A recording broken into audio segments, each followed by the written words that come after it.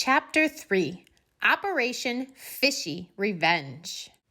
Claudia, here's what I was thinking when I came up with Operation Fishy Revenge. Reese had accused me of stinking up the cafeteria in front of everyone, which was completely untrue. So I figured if I made him stink for real, everyone would get grossed out and laugh at him, and he would realize how terrible it felt. So it'd not only be totally appropriate, but also an important learning experience. And the best way I could think of to make Reese stink was to hide a dead fish in his backpack. He takes his backpack practically everywhere with him, so it's almost as good as hiding a dead fish in his pants, and much less complicated. The big question was where to get the fish. I wanted to go to Chinatown because they have tons of fish for sale down there, and most of them are already dead. Plus, their prices are very low, and you can get really exotic kinds, like octopus.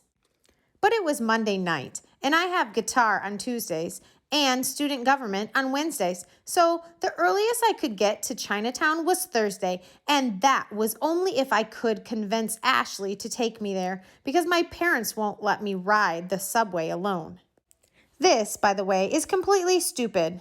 Since A, the subway is actually very safe because half of the scary-looking people sitting on the platforms are actually undercover cops in disguise, and B, I know how to hold my house keys in my fists with the points sticking out so I can gouge the eyes out of anybody who messes with me. But whatever. And I wanted to get revenge sooner than Thursday. You know how people say revenge is a dish better served cold? They are totally wrong. If you ask me, it's much better to get your revenge when it still is warm from the heart of your anger. Plus, you don't have to carry the anger around all bottled up inside for too long, which is very unhealthy. So I decided to get a fish from Zarber's because it's right at Broadway on 80th Street and has tons of seafood. Sophie was going to help me pick it out, but she couldn't make it on Tuesday. Sophie: Tuesday's bad for me. I have ballet and violin. Claudia: Sophie is way overscheduled. Anyway, I brought $20 of my birthday money to school that day, and after Ashley picked me up from my guitar lesson, I told her I wanted to get a snack, but that it was totally fine for me to go to Zarber's by myself, and I'd meet her at home. Ashley was fine with that. This is the kind of thing that makes me question her judgment. But since it lets me get away with stuff like buying a dead fish to put in my brother's backpack, I'm not complaining. I ended up getting a porgy because they looked totally freaky and were only $5.99 a pound. The one I got was a pound and a half, and it cost $8.94 total. On the way home, I sniffed the bag a couple of times, and it already smelled horrible, which was perfect. Getting the fish into Reese's backpack was easy. When he comes home from soccer, he throws it in the coat closet by the front door. So I waited until he was taking a shower and Ashley was busy making dinner. Then I went to the coat closet. I got out the pack, unzipped the little side pocket where Reese keeps his shin guards, which, by the way, smelled worse than the fish, and opened up the Zarber's bag. The fish was wrapped in paper inside a Ziploc, so getting it out without sliming myself was a challenge. Plus, my heart was beating really fast, and at one point, Ashley banged a pot in the kitchen, which scared me so much I almost dropped the fish. But I managed to slide it in behind his shin guards, zip the pocket shut, and toss the pack into the closet. Then I went into the building hallway and put the Zarber's bag in the trash compactor chute to dispose of the evidence. Mission accomplished. All I had to do was wait until the next day when the fish would start to stink in the middle of school and Reese would wind up humiliated. I never once considered the possibility that my brother could be so clueless that he'd carry a rotten fish in his backpack for a whole week until noticing it. But he was. Reese: The thing is, I don't use that pocket for anything but shin guards, and we didn't scrimmage at practice on Thursday, so there was no reason to open it until Saturday. It's not like I was thinking, oh man, I better check all my pockets just in case someone smudged a dead fish in there. Anyway, the smell wasn't too bad the first couple of days. Claudia, that is crazy. It stank right from the beginning. By the next morning, it had stunk up the whole closet so much I was worried it ruined all our coats. I could even smell it when everybody was hanging out in the cafeteria before school. But since nobody else seemed to notice, and I wanted people to figure it out for themselves and blame Reese, I kept my mouth shut. When I got home from the student government that afternoon, Reese had already put his backpack away in the coat closet. The stink was so awful in there that I actually moved my coat into my bedroom closet. I felt bad about leaving everybody else's coat in there, but if I'd moved them, it would have looked totally suspicious. That was Wednesday. On Thursday morning, I avoided the closet completely because I was too scared to see what it smelled like. But I could smell the fish the whole way to school, on the bus, and also in the cafeteria that morning. It seriously reeked. Nobody else seemed to notice it though, which was starting to get very annoying.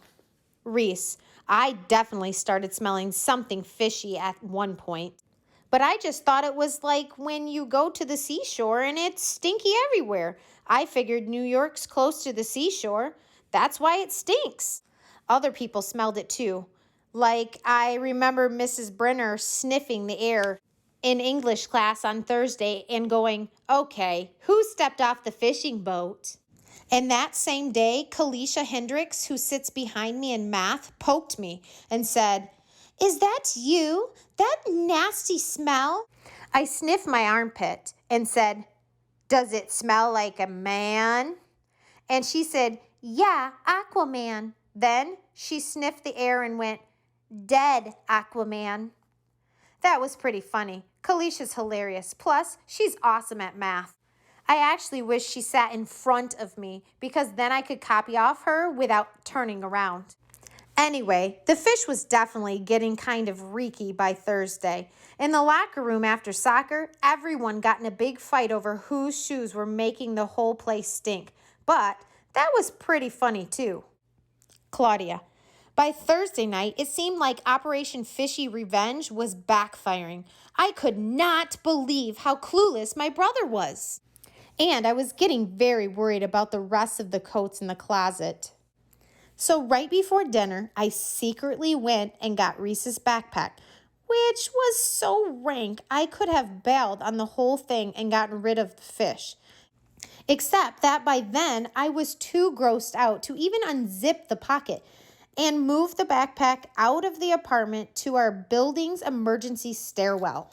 Friday morning, when I got up extra early to move it back to the closet again, the whole stairwell smelled like a fish store in Chinatown. After Reese and I left for school, Dad must have opened the coat closet for the first time since Tuesday. Mom and Dad text messages. Dad, I think a mouse died in the coat closet. Really stinks in there. Mom, did you get rid of it?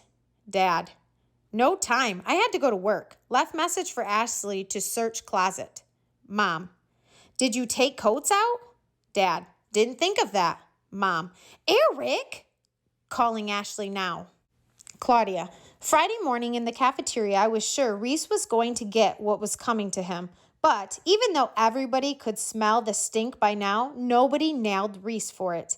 People did seem to figure out it was coming from the general direction of the soccer idiots. At one point, Athena Cohen lectured them about their bad hygiene. But that was as close as anybody came to blaming Reese. I tried to nudge people along. At one point I said, Reese, I think you might be what stinks. But then his stupid friend Wyatt went, whoever smelt it dealt it, Princess farts a lot. So I had to back off. Sophie, it was crazy smelly by Friday morning. We were cracking up about how nobody could figure out where it was coming from. Actually, you weren't cracking up. You were kind of mad about it.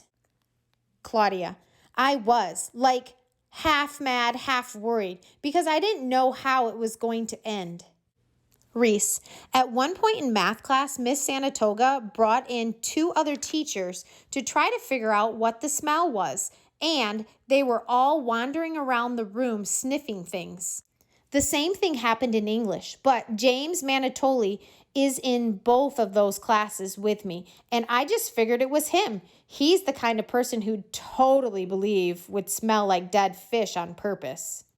Claudia, by the time I got home Friday afternoon, Ashley had emptied out the coat closet, and all the coats were in a couple of huge piles on the couch.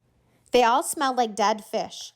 Ashley had the windows open, but I was starting to freak out that this was going to end with me getting in a ton of trouble.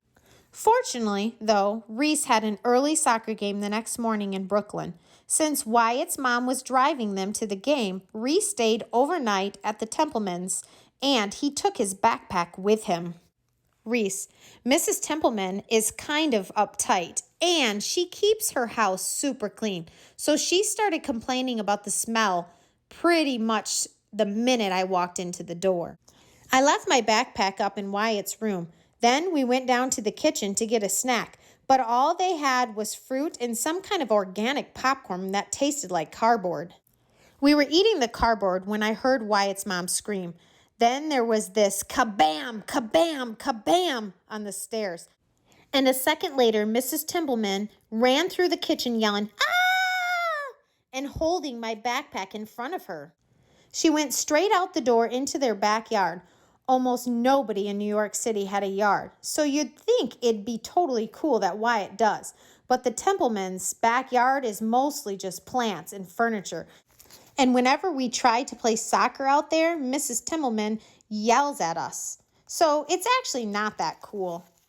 Anyway, we followed Mrs. Templeman out there to see what the screaming was about. My backpack was sitting on the patio, and she was backing away from it with her hand on her mouth like she might barf. Then she said, "Reese, what is that thing in your backpack?" And I was like, "What thing?" And she pointed at it and went, "That thing." So I went over and looked in the side pocket, and that's when I saw the fish. It was pretty nasty. At first I was like, "Ew." Then I was like, "Huh? That explains the weird smell." And then I was like, "How did that fish get in my backpack?" I thought maybe it could have jumped in, except I hadn't been that close to a river in a while. Then Mrs. Templeman got a garbage bag. Actually, no, first she called my mom. Mom and Dad text messages. Ellen T just called. Smell in the closet likely from dead fish in Reese's backpack. What? Call me. Calling you now.